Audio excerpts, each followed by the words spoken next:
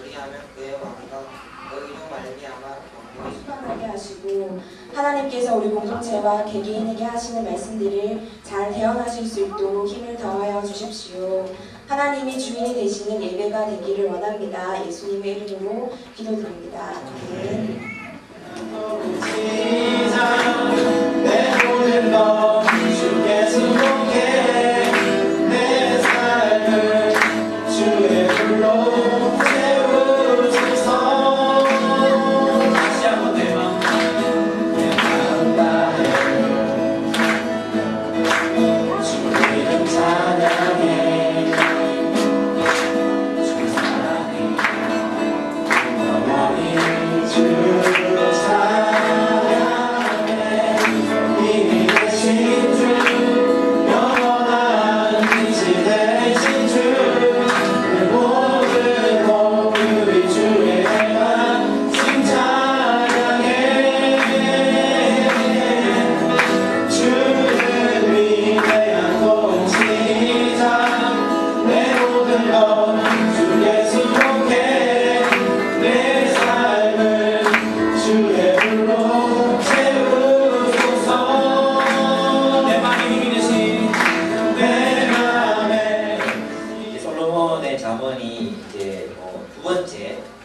시작이 되는데 25장부터 29장까지가 솔로몬의 잠언, 다시 히스기야 시대 편집 때 그 잠언입니다.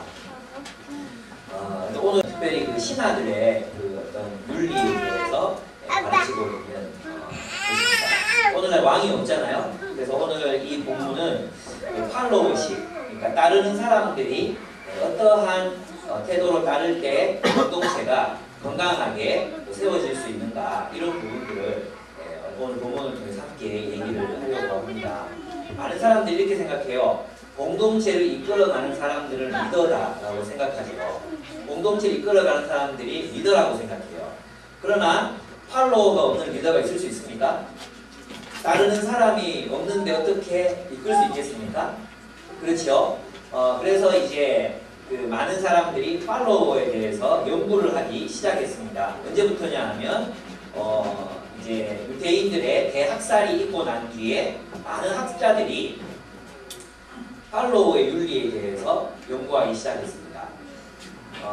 여러분, 우리는 히틀러가 유대인 600만 명을 학살했다고 생각하고 있지 않습니까? 히틀러가. 그런데 많은 연구가들이 이제 연구해보면 히틀러는 진짜 단 한 사람도 죽이질 않았어요. 놀랍죠? 히틀러는 자기 손에 피를 묻히지 않았어요. 그런데 그 밑에서 따르는 사람들이 알아서 다 학살한 것입니다. 그러면 누가 그 유태인들을 죽였는가 했을 때 많은 사람들이 이야기하기를 방관자들이 죽였다라고 이야기합니다. 실제로 유태인의 그 대학살을 막을 수 있는 여러 조직들과 길들이 있었어요. 미국도 개입할 수 있었고 영국도 개입할 수 있는 힘이 있었는데 방관했어요. 그리고 그 안에 있는 유태인들조차도 자신들이 동족이 죽어갈 때 빠질 수 있는 사람들은 거기에 대해서 침묵했어요. 독일인들, 특별히 교회들이 그 일에 대해서 침묵했어요. 그 결과 수많은 유태인들이 죽어갔음에도 불구하고 아무도 거기에 대해서 태클을 걸지 않고 반대운동을 일으키지 않았기 때문에 그 몇몇 사람들, 우리가 잘 알고 있는 본헤퍼라든지 몇몇 교회들만 그렇게 그 사실에서 반대하다가 처형을 당하고 사라지고 했다는 것입니다. 그렇다면 유태인들의 학살에 대한 책임이 누구에게 있습니까? 히틀러에게 있습니까? 처음에는 그렇다고 생각했어요. 그러나 이제는 많은 사람들이 그들의 죽음을 방관한 팔로워들에게 그 책임이 있다고, 그들에게도 책임이 있다고 가르치고 있습니다. 여러분, 오늘날 저는 우리 한국교회를 바라보면서 정말 너무너무 이상한, 그런데 초등학생들이 있어서 그들에게도 책임이 있다는 것입니다. 히틀러 시대에 그런 일들이 있었지만 최근에 이제 있었던 일들 중에 한 가지는 이스라엘에서 일어났던 일입니다. 이스라엘 그 공군이 정밀하게 반군들이 지도자들의 집을 정밀 타격하는 그런 임무를 부여를 받았습니다. 그래서 폭격을 했어요. 근데 알고 보니까 정밀 타격이 이루어지지 않아서 그 80%는 어린이들이 무고하게 죽어가는 거예요. 근데 보통 군인들은 상부 명령하고 그냥 쏘잖아요. 상부 명령하고 쏘잖아요. 그런데 그게 대해서 거부하고 난 쏘지 않겠다고 한 사람이 반항을 했습니다. 근데 놀랍게도 그 장교를 뒤이어서 수많은 조종사들이 나는 이 작전에 순종할 수 없다. 그래서 반란을 일으켰어요. 불복종했죠. 그 결과 그 작전이 취소됩니다. 여러분 이렇게 팔로워들은 힘이 있습니다. 팔로워들은 그냥 무작정 따르면 안 됩니다. 무작정 따르는 사람들이 좋은 팔로워가 아닙니다. 우리 한국교회에서는 무조건적인 순종을 강조했습니다. 바로 그 무조건적인 순종이 얼마나 역기능적인 공동체를 만들어내는지 몰라요. 여러분 제가 얘기했죠. 역기능 가정의 특징이 뭐라고? 무조건 복종이거든요. 무조건 복종. 역기능 가정의 특징이에요. 마치 그런 것처럼 오늘날 우리 한국교회가 그렇게 병들게 된 이유는 부당한 명령에 대해서 노라고 말할 수 있는 그런 분별력과 그런 용기를 가진 성도들을 길러내지 못했기 때문이라고 저는 생각합니다. 여러분 굉장히 반대예요. 반대. 좋은 리더에 대해서는 노하고 나쁜 리더에 대해서는 예스하는 이상한 현상이 우리 한국교회 안에 일어나고 있다는 거예요. 좋은 리더에 대해서는 어떻게 됩니까? 막 헌신해야 되잖아요. 같이 가야 되잖아요. 근데 나쁜 리더에 대해서 예스하고 좋은 리더에 대해서는 니는 나가라. 이런 식의 문화가 우리 한국교회 안에 병들게 자리 잡고 있는 것입니다. 여러분 우리가 한국교회가 새로워지고 건강한 공동체로 회복되기 위해서 필요한 것은 건강한 리더십과 함께 건강한 팔로워십이라는 것입니다. 우리가 건강하게 따를 줄 모른다면 우리는 병들 수밖에 없습니다. 그런데 이제 정말 제가 잠언을 연구하면서 놀랐던 사실이 있었는데 그게 뭐냐 하면 잠언은 무조건적인 복종을 요구하지 않는다는 것입니다. 정말 신기했어요. 예, 제가 오늘 이제 여러분과 함께 나눌 연구의 결과들은 바바라 켈러반이라는 그 사람이 분이 쓴 건데 팔로우십이라는 책이 있어요. 팔로우십. 거기에서 객관적인 자료들과 함께 우리 잠언의 말씀을 내용을 가지고 오늘 함께 얘기를 나누려고 합니다. 여러분 좋은 팔로워가 없이는 결코 그 공동체를 운영할 수가 없습니다. 그러면 지혜로운 팔로워 그리고 좋은 팔로워는 어떤 리더냐? 첫째 1절에서 3절을 보면 지혜로운 팔로워는 리더를 존중합니다. 많은 사람들이 우리는 자꾸 공부의 정신이 강하거든요. 그래서 리더에 대해서는 그 리더에 대해서 바른 말 하는 어떤 밑에 사람 팔로워들의 모습을 많이 생각해요. 근데 그거 맞죠? 그런데 좋은 리더에 대해서도 우리가 반발하고 반항할 수 있는 그런 가능성이 우리 안에 늘 항상 있습니다. 근데 기본적으로 성경은 뭐라고 말하느냐? 좋은 팔로워, 지혜로운 팔로워는 리더를 존중한다는 겁니다. 우리 여기 앞에 있는 아가야들은 여러분들의 부모님을 존중해야 된다는 거예요. 존중. 알겠어요? 예. 부모님 존중합니까? 나게나 아빠 존경하니? 비웃었어. 방금 비웃었어. 존경하죠. 너무 좋아하죠. 예. 그렇습니다. 여러분 2절 한번 보겠습니다. 2절. 하나님은 자신의 지혜와 선하심을 세상 속에다 2절 같이 읽어보겠습니다. 시작. 이를 숨기는 것은 하나님의 영화요 이를 살피는 것은 왕의 영화니라. 이렇게 했습니다. 이 말은 무슨 말이냐면 하나님은 자신의 지혜와 선하심을 세상 속에다 숨기셨다는 것입니다. 그래서 세상은 우리가 탐구하고 밝혀내야 될 그런 신비로움으로 가득 차 있습니다. 근데 왕의 일이 뭐냐 하면 그 신비로움을 드러내서 하나님을 예배하게 하는 것이라는 거예요. 바로 그 신비로운 것들을 밝혀내서 이건 하나님이 하신 일입니다 라고 밝히는 것이 왕, 즉 영적 리더가 해야 되는 일이라는 것입니다. 본문에 나타나 있는 왕은 사실은 목회적인 리더십하고 같은 것입니다. 왜냐하면 이 왕, 이스라엘 왕의 임무가 뭡니까? 이스라엘 공동체를 하나님 나라의 공동체로 건강하게 세우는 거잖아요.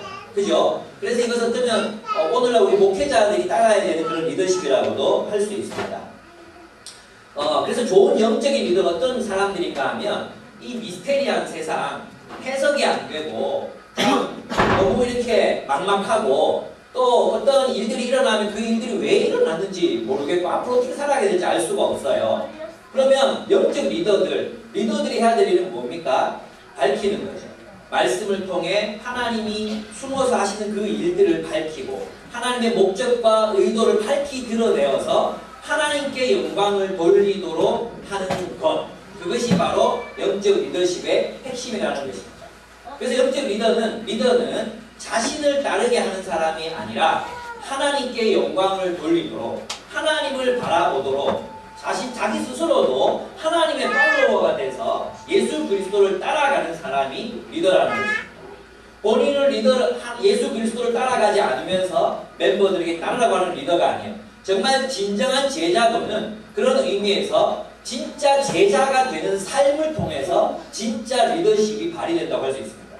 한편으로는 진정한 팔로워, 예수 그리스도의 진짜 따르는, 예수 그리스도를 진짜로 따라가는 사람이 됨으로써 다른 사람들을 따라오게 하는 사람이 될 수 있다는 것입니다.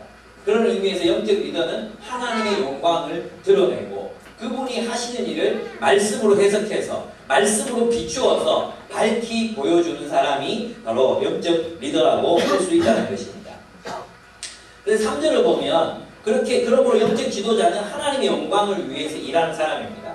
또 하나님의 영광을 위해서 일하지 않고 자기의 영광을 위해서 일하는 사람은 우리는 영적 리더라고 부를 수 없다는 것이죠. 이걸 분별해야 합니다, 여러분. 이런 리더들을 분별해야 합니다. 목사라고 다 목사 아니고요. 영적 리더라고 다 영적 리더가 아닙니다.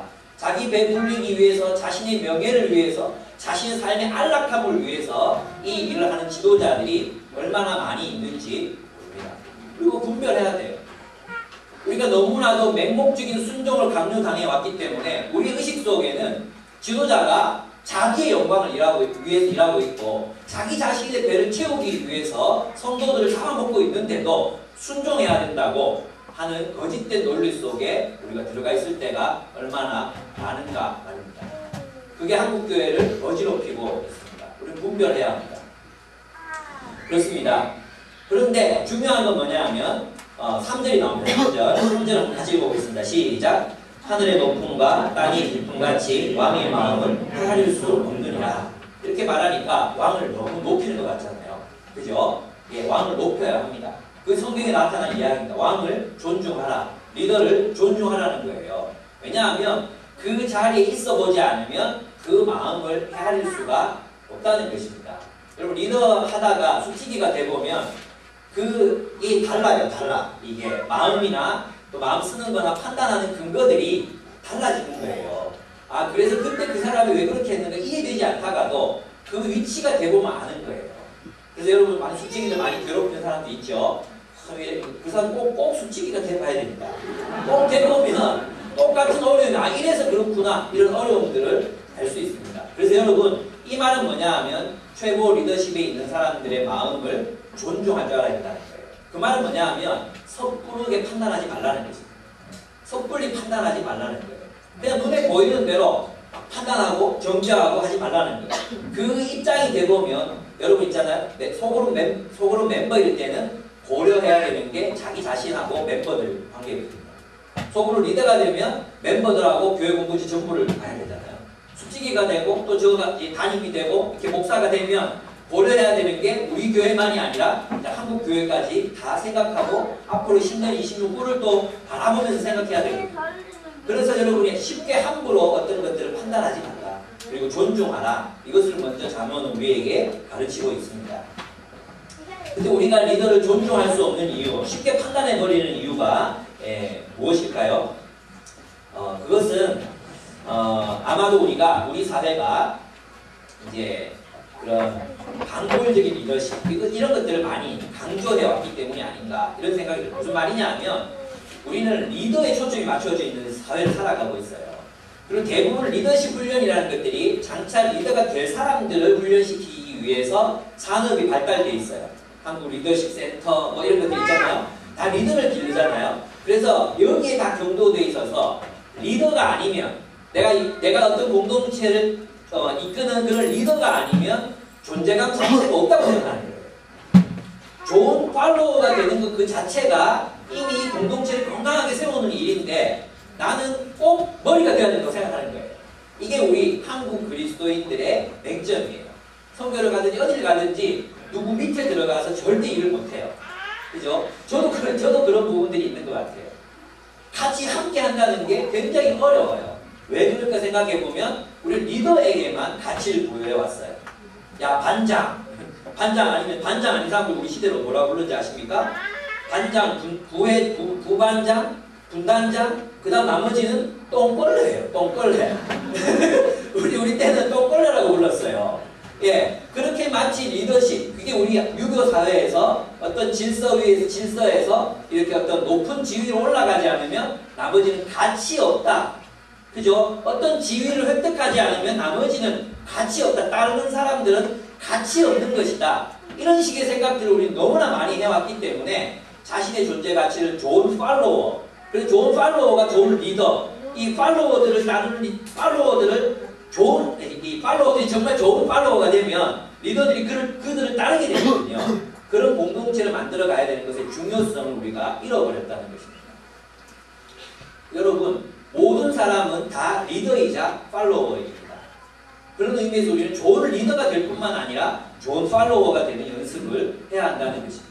그래야지 우리 교회가 하나님이 세우시기로 작정하셨던 이 교회가 건강하게 세워져 갈 수 있습니다. 그렇습니다.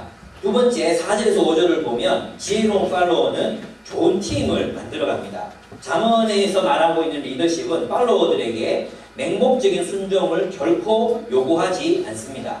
팔로워들은 적극적으로 리더의 리더십을 만들어갈 수 있다고 말합니다. 4절 4절 5절 같이 한번 읽어보겠습니다. 시작! 은에서 찌꺼기를 제하라. 그리하면 장색에 쓸만한 그릇이 나올 것이요 왕 앞에서 악한 자를 제하라. 그리하면 그의 왕위가 의로 말미암아 견고히 서리라. 이렇게 얘기했어요. 그럼 앞에서 보십시오. 순은 정말 가치 있는 은을 만들기 위해서는 찌꺼기를 제거해야 되는 것처럼 왕의 통치가 공유롭게 서게 하기 위해서는 뭘 제거해야 돼요? 그 왕의 리더십 팀에 찌꺼기를 제해야 돼요. 찌꺼기가 누구예요? 악인들이라는 것입니다. 악한 사람들이 그 리더십 팀에 들어와 있어서는 공동체가 무너질 수밖에 없고 악한 리더십이 발휘될 수밖에 없다는 거예요. 히틀러 밑에 누가 있었습니까? 아이히만이 있었습니다. 히틀러 밑에 악한 자 아이히만이 있었습니다. 근데 이 아이히만이 있잖아요. 아주 뭐 특별하게 나쁜 놈이 아니었어요. 어떤 분들이 악의 평범성이라고 정말 자상한 아버지의 음악을 사랑하고 예술을 사랑하고 이랬던 사람, 저렇게 평범하고 멀쩡하게 생긴 사람이 그렇게 수많은 사람을 학살했을까 상상조차 할 수 없는 선한 얼굴을 가지고 있어요. 예. 여러분, 제가 지금 말씀드리는 건 뭐냐 하면 우리 공동체가 리더십을 세워갈 때 그 리더십 가운데 정말 선하고 지혜로운 사람들을 세우는 책임이 누구에게도 있다는 것입니까? 팔로워들, 멤버들에게도 있다는 것입니다. 저희가 자기 교회만 섬긴다고 교회나 공동체를 가보면 정치하는 목사님들이 총무서기하고 있어요. 그분들은 근데 내가 들은 얘기 그대로 하는 거예요. 또 노예 소속된 목사님들 얘기 그대로 하는 거예요. 지어낸 얘기가 아니고. 되는 것을 우리 모두가 방관하고 있었어요. 여러분, 히틀러가 600만을 죽인 게 아니라 방관자들이 600만 명을 죽였다는 사실을 우리 꼭 기억해야 될 땅에 있어서는 안 됩니다. 우리 이런 마인드로 훈련해야 합니다. 방관자가 아니라 참여하는 사람이 돼야 됩니다. 파트너가 돼야 됩니다. 그런 어떤 적극적인 참여 없이 또 그렇게 우리의 목소리를 내는 훈련을 하지 않는다면 우리 사회가 정말 히틀러 시대의 사회처럼 되더라도 우리는 아마 혼란에 빠지고 악에 물드는 이유는 악한 리더십을 방치했기 때문이라는 것입니다. 리더십 팀이 선한 사람들로 채워지지 않고 악한 사람들이 권력을 쥐게 했기 때문이라는 것이죠. 우리의 눈으로 목도하고 있는 현상들이라는 것입니다. 리더가 중요한 만큼 따르는 사람도 중요합니다. 팔로워는 공동체가 바른 방향으로 갈 수 있도록 리더십을 발휘할 수도 있고 나쁜 방향으로 가도록 공동체를 방치할 수도 있다는 것입니다. 아까 얘기했죠. 이 팔로워십에 대한 연구가 언제부터 시작됐다고요? 유대인들의 대학살 그 이후에 이 연구가 되기 시작했습니다. 그래서 1960년대 초반에 정말 여러분도 아마 그 인터넷이나 TV를 통해서 봤을 건데 밀그레임 교수가 실험을 했어요. 잘 들으세요. 1960년대 초반에 밀그레임 교수가 실험을 했는데 처음에는 예일 대학에서 초기 실험을 하고 그 이후에는 다른 곳에서 반복해가지고 1000명이 넘는 사람들이 참여했어요. 그리고 두 사람을 불러가지고 한 사람은 학생 역할을 하게 하고 한 사람은 선생님 역할을 하게 하는 거예요. 그리고 학습 효과에 대한 질문인데 이제 그 단어의 철자를 틀리게 쓸 때마다 전기 충격을 가하는 거예요.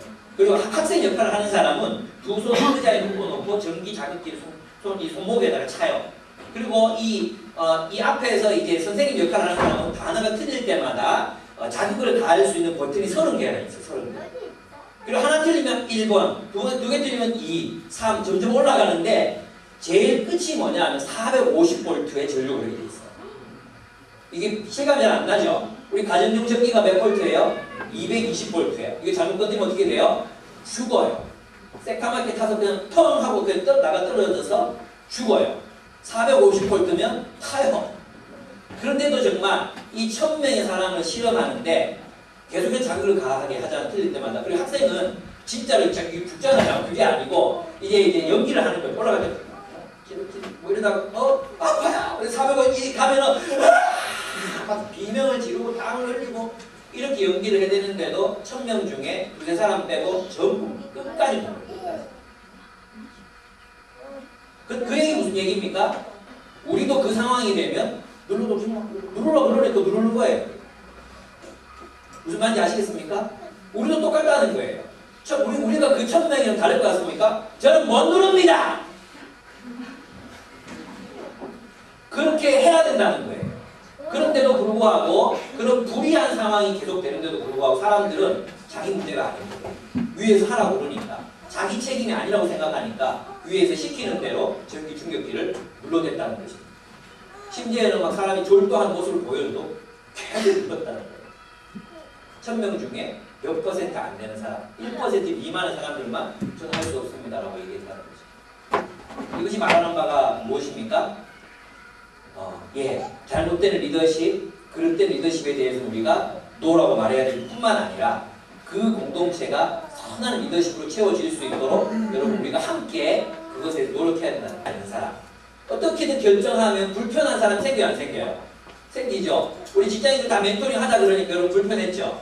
불편한 사람 생기거든요. 근데 그것에 대해서 힘들한 사람들 많은데요. 이러면서 이제 멀시 자비를 베푸는 이런 사람 리더십 팀이 되면 안 된다고 저는 이야기하고 있습니다. 제가 볼 때 이런 분들은 인기에 영합하는 악한 면을 가지고 있을지도 몰라요. 모든 사람들이 지지를 잃어버리고 싶지 않은 마음이 있을지도 몰라요. 자기 자신을 돌아볼 필요가 있습니다. 두 번째, 개념적 사고력이 부족한 사람 리더십 팀에 두면 안 된다고 그랬어요. 이건 뭐냐 하면 한 가지에 꽂히면 그것만 생각하는 사람이 있어요. 개념적이란 건 뭐냐 하면 전체를 보고 이야기할 줄 알아야 되는데 자기가 보고 한 가지 그 측면만 계속 고집하고 막 비리로 뚫듯이 계속 그 부분을 파는 사람이 있거든요. 그렇게 되면 공동체는 세워지지 않습니다. 잠언에 따르면 이런 사람을 보고 뭐라 그래요? 미련한 자라고 얘기하는 거죠. 전체 그림을 볼 줄 모르는 사람. 세 번째, 관계를 파괴하는 이력을 가진 사람을 리더십 팀에 들어오면 안 돼요. 누구냐 하면 이런 사람은 용서할 줄 모르는 사람이에요.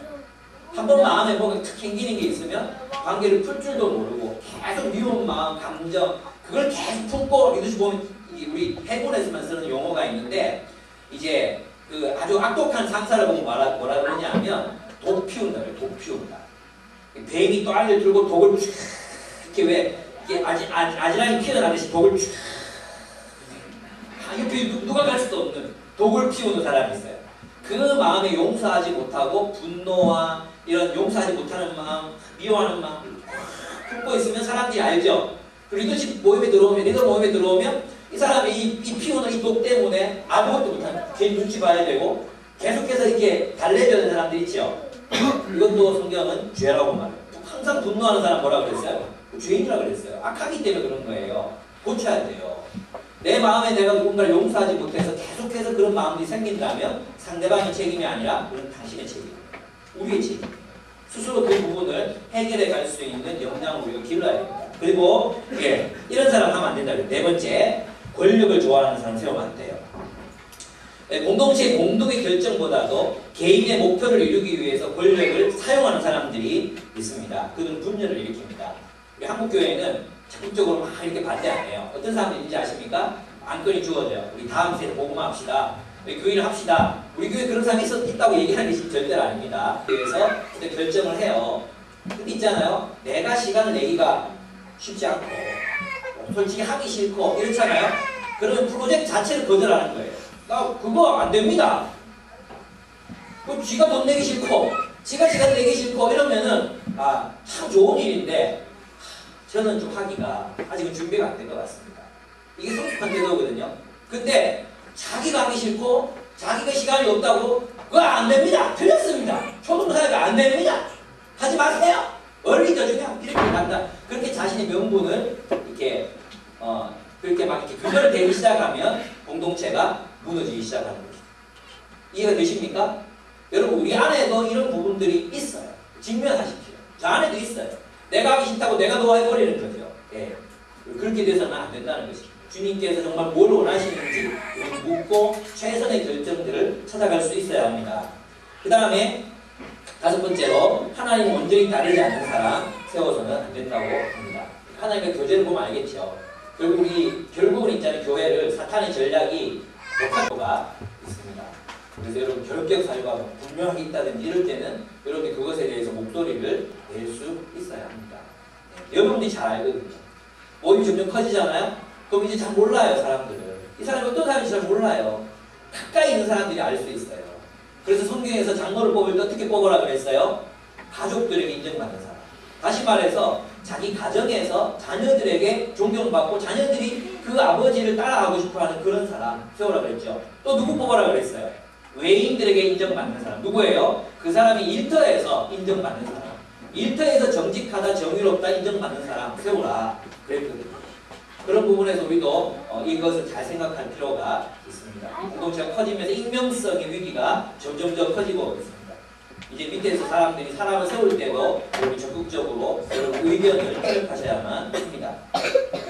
그 다음에 3번째 지혜로운 팔로워는 겸손합니다. 6절에서 7절 한번 보겠습니다.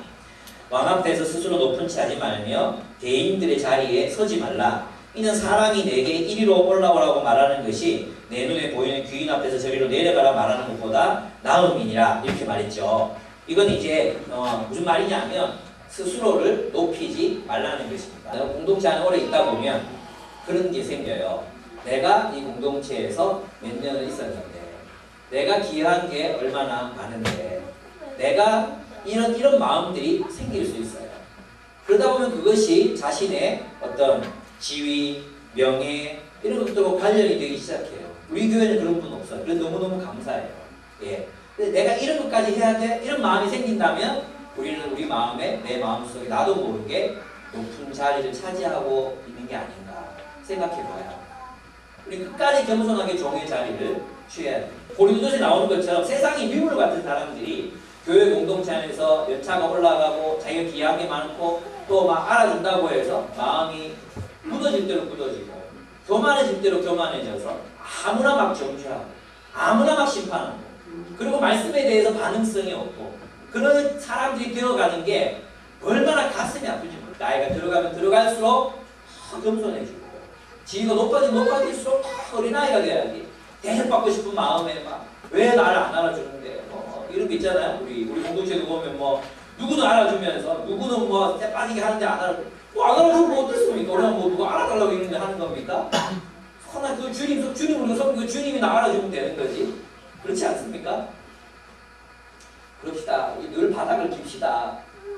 잘났다고 여기서 우리는 그럴 사람 없을 것 같아요. 그죠? 여러분 이제 나이가 40이 되고 50이 되고 늙어가는데 아무도 몰랐던 소소해지거든요. 그럼 어떻게 되냐 하면 나 알아달라고 막 몸부림을 치기 시작해요. 거기서부터 우리는 타락하기 시작하는 거죠. 그렇다고 막 나이 들어간 사람들 우리 그분을 섬기기 위해서 무시해야 돼. 무시하자. 인사도 막 안 하고 그러면 안 돼요. 예. 그것은 그 본인들이 알고 있는 그거죠. 예. 그렇습니다.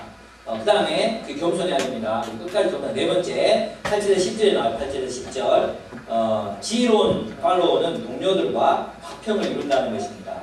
화평할 줄 아는 팔로워들이 되어야 합니다. 8절에서 10절 한번 읽어보겠습니다. 8점 한번 읽어보겠습니다. 시작.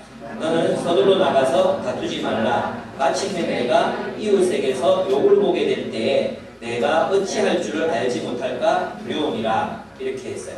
여러분 개혁성경에 보면 본 것으로 나가서 다투지 마라 이렇게 되어 있거든요. 그건 뭐냐 하면 우리가 보고 들은 것으로 성급하게 다툴 수 있다는 거죠. 왜 싸움이 일어납니까?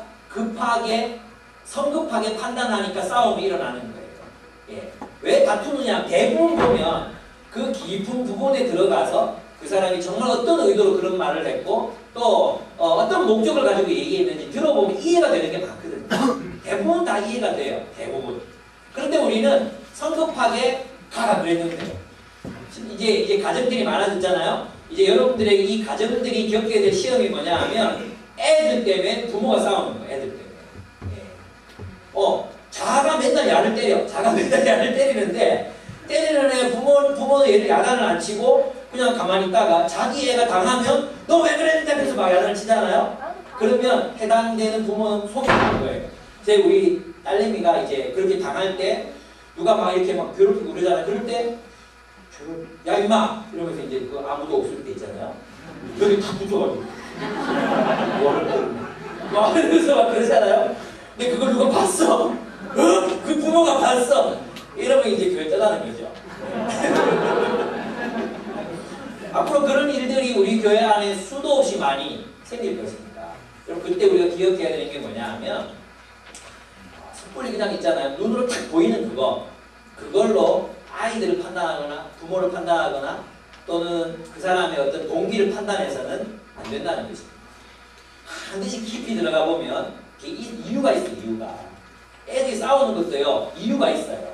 애들이 내꺼 이러는데도요. 이유가 막 애가 형성이 되거나 그렇게 되는 게 절대로 아니에요. 그 단계. 그래서 여러분 섣부르게 아이들을 판단하거나 섣부르게 저 집 애들은 왜 저 부모가 이렇게 판단하거나 그런 일이 우리 교회 안에서 절대로 있어서는 안 돼요. 반드시 그 이유들이 있고 원인이 있고 부모 마음대로 안 되는 게 있고 그 다음에 이게 있잖아요. 설명할 수 없는 게 있어요. 내 마음은 이런데 애들이 이렇게 안 움직여주고 뭐 그런 것들이 있어요. 어떡하겠어요. 부모도 안 되는데 예? 여러분들하고 바꿔? 아예 바꿔서 키워봐? 안 돼요. 기다려줘야 되는 게 있다는 거죠. 그래서 여러분 섣부르게 판단하지 말라는 거예요. 정말 저는 많은 다툼들이 오해로부터 비롯된다는 걸 참 많이 봤어요. 진짜 그래서가 아니라 이 사람의 의도와는 다르게 심판하는 거죠. 그럴 때는 결국 자기 욕하는 그 사람이 뭐라 그랬어요? 네가 욕을 먹게 된다고 얘기했거든요. 그런 부분에서 우리가 어떤 우리 화평한 공동체 이루기 위해서는 섣부른 판단. 이걸 보고 뭐라 그럽니까? 반응, 리액션 하지 말라 그러죠. 리액션 하면 반드시 우리는 싸우게 돼 있어요. 근데 뭐 하라 그랬어요? 판단, 스탄스.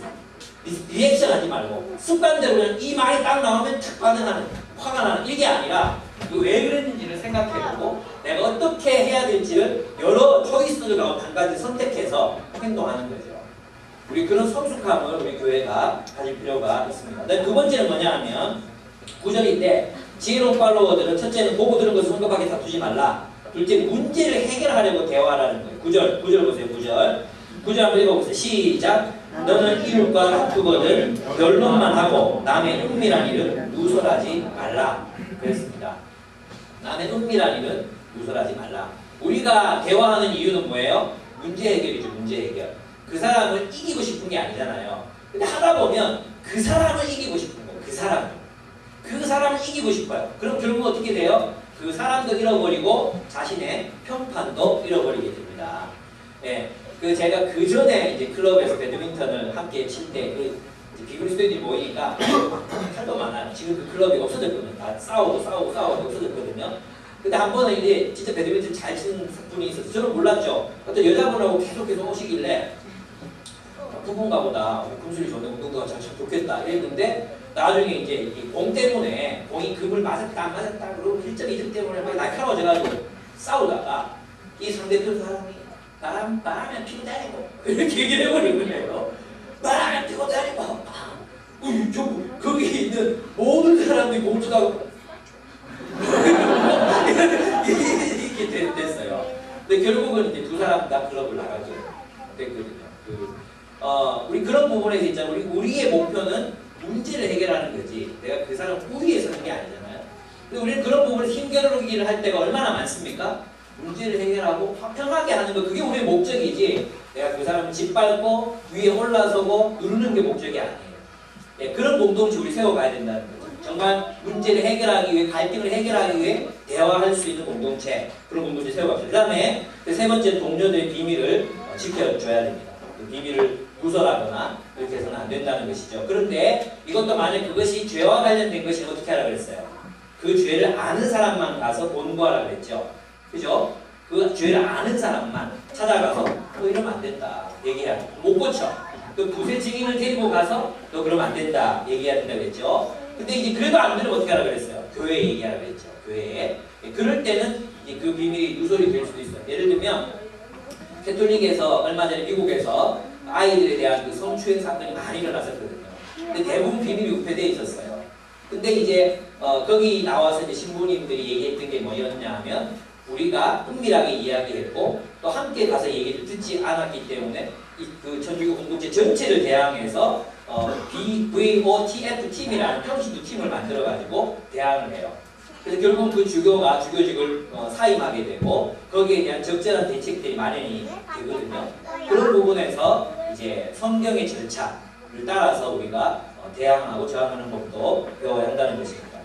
지금 제가 지혜롭게 설교하고 있는지 모르겠어요. 예. 다섯 번째, 이제 마지막으로 지혜로운 팔로워는 독립적이면서도 적극적으로 참여합니다. 11절에서 15절에 나옵니다. 여러분 이 바브라라는 이 사람이 얘기하는 게 뭐냐면 이 네 가지가 있어요. 네 가지. 근데 이제 진짜 좋은 팔로워는 어떤 팔로워냐면 모범형 팔로워인데 독립적이면서도 적극적으로 참여하는 사람을 좋은 팔로워라고 얘기해요. 이 사람은 독립적으로 사고할 줄 알아요. 그리고 적극적으로 참여해요.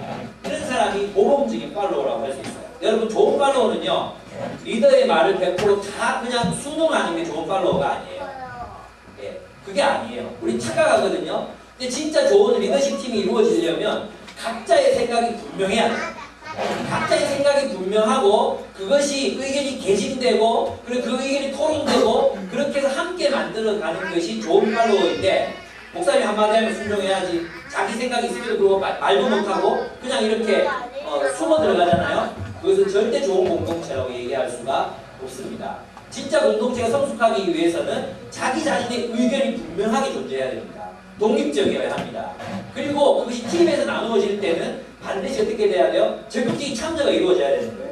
그리고 함께 공유해서 어떤 결론들이 이루어졌을 때는 100% 그 결론에 순종해야 되는 것입니다. 함께 가야 되는 거예요. 함께 결정한 것이기 때문에. 그래서 여러분 저에 대해서 여러분 오해하지 마세요. 제가 원하는 파트너, 저는 어떤 팔로워를 원하느냐 하면 파트너와 같은 팔로워를 원하는 거예요. 자기 각자의 의견을 분명하게 개진할 수 있으면서도 적극적인 토론이 가능해야 되는데 목사님 말씀하시니까 뭐 따라주지 그대로 하지 이것은 결코 좋은 리더십이나 팔로워십이 아니라는 것입니다. 그래서 제일 안 좋은 리더십이 뭔지 아십니까? 비참여, 자기 생각 없는 거. 그러니까 아무 생각 없는 거죠. 아무 생각 없이 그냥 예배에 앉아있는 거예요. 참여하지도 않고 적극적이지도 않고 자기 생각도 없어요. 그렇다고 뭘 자기 생각이 없으면 그럼 공동체가 원하는 대로 그러면 하느냐? 그것도 안 해요. 이런 경우가 가장 이제 이 공동체로부터 소외되기 쉬운 그런 리더십이라고 팔로워십이라고 할 수 있어요. 별로 안 좋은 팔로워십이에요. 두 번째 단계가 뭐냐 하면 이런 거예요. 순응해서 이제 수동적으로 참여는 해요. 자기 생각이 없어요. 의존적인. 참여하지만 의존적인 사람들. 자기 생각이 없이 그냥 그래 정인이 얘기하니까 하지. 이렇게 가는 거. 이것도 별로 좋은 공동체가 아니에요. 그 다음에 또 좋은 팔로워가 또 안 좋은 팔로워가 뭐냐 하면 소외형 팔로워가 있어요. 이 사람 어떤 사람이냐 하면 독립적으로 사고해요. 절대 참여 안 해요. 독립적으로 사고하고 절대 참여 안 해요.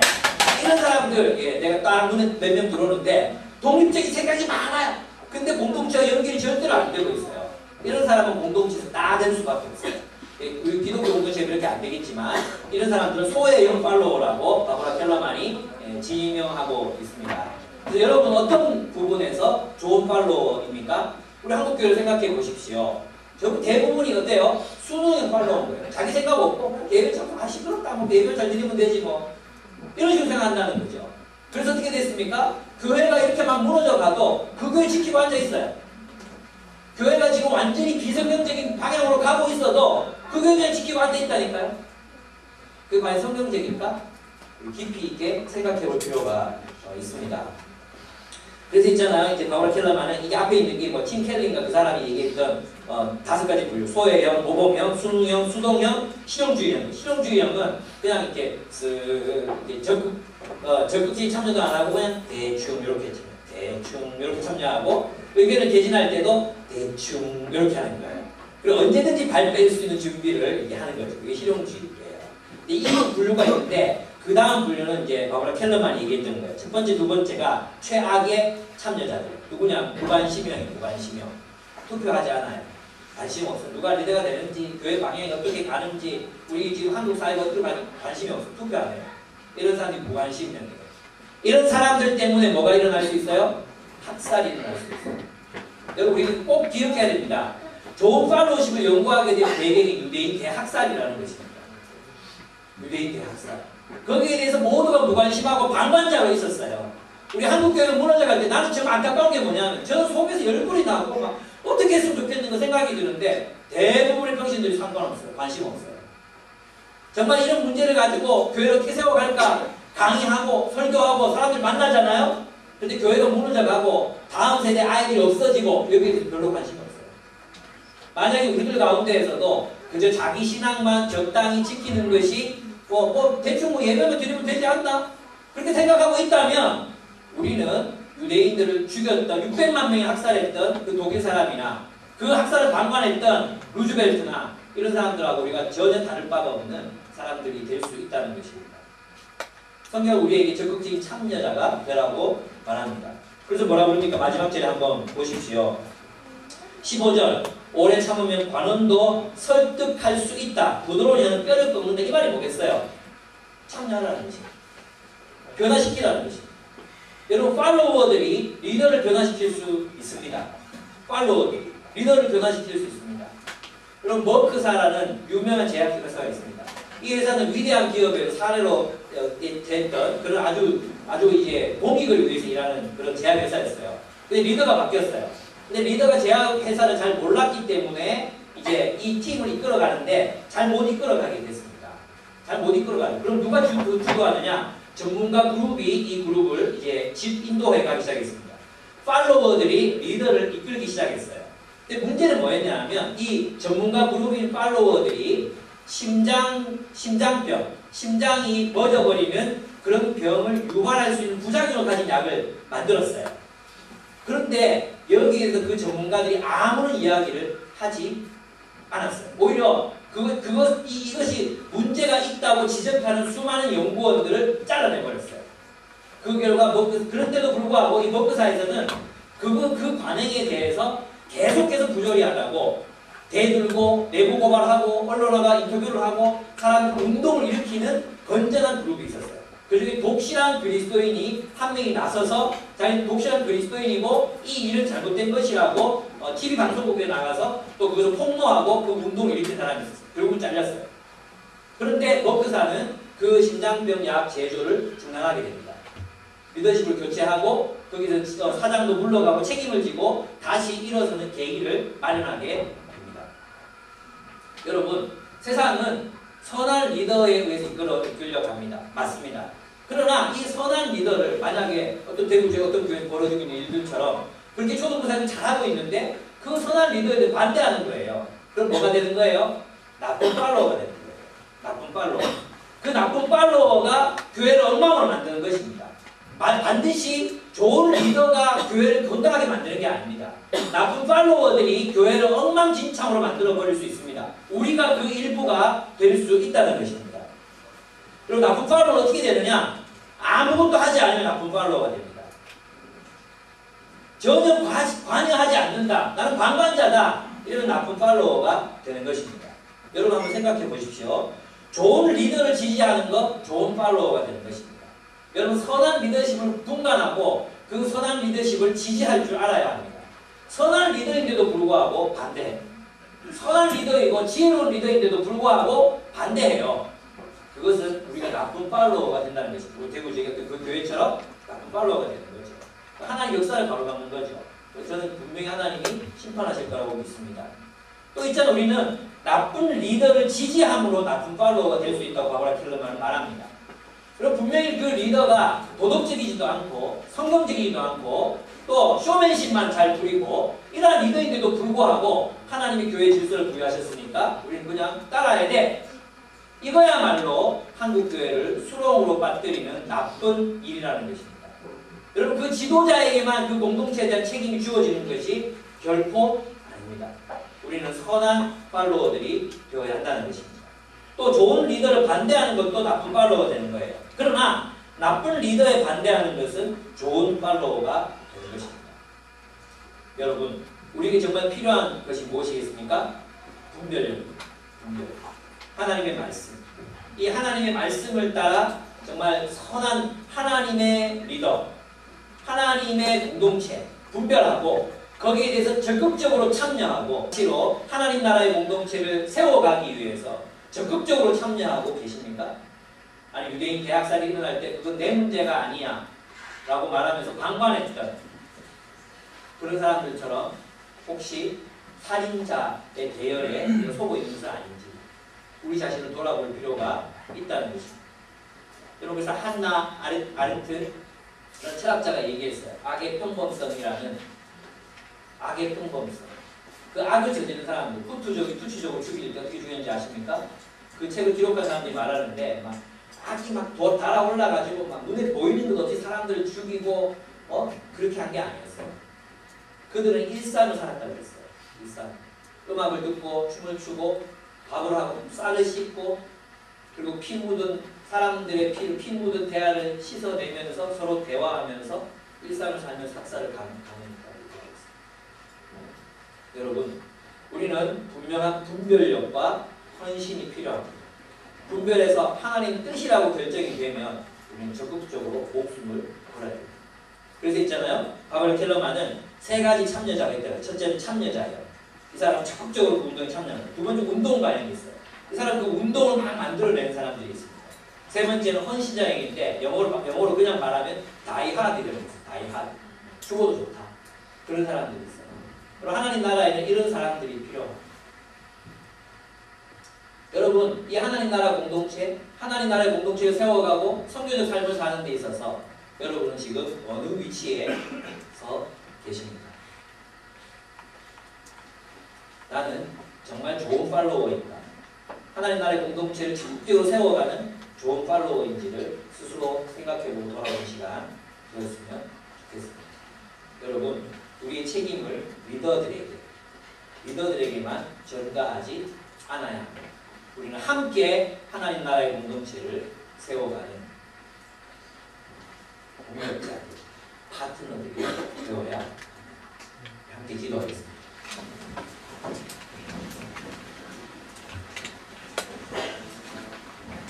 우리 함께 하나님, 내가 좋은 리더이자 좋은 팔로워가 될 수 있도록 하나님께서 은혜를 부어주십시오. 우리 같이 기도했으면 좋겠습니다. 여러분 자신의 모습을 한번 돌아보았으면 좋겠습니다. 내가 무관심하거나 방관자로 남아있는 것은 아닙니다. 정말 독립적이면서도 적극적으로 하나님 나라 공동체로 참여하고 계시는지 한번 돌아보았으면 좋겠습니다. 우리 그것을 위해서 기도하고 제가 마친 기도하고 마치도록 하겠습니다. 함께 기도하시겠습니다.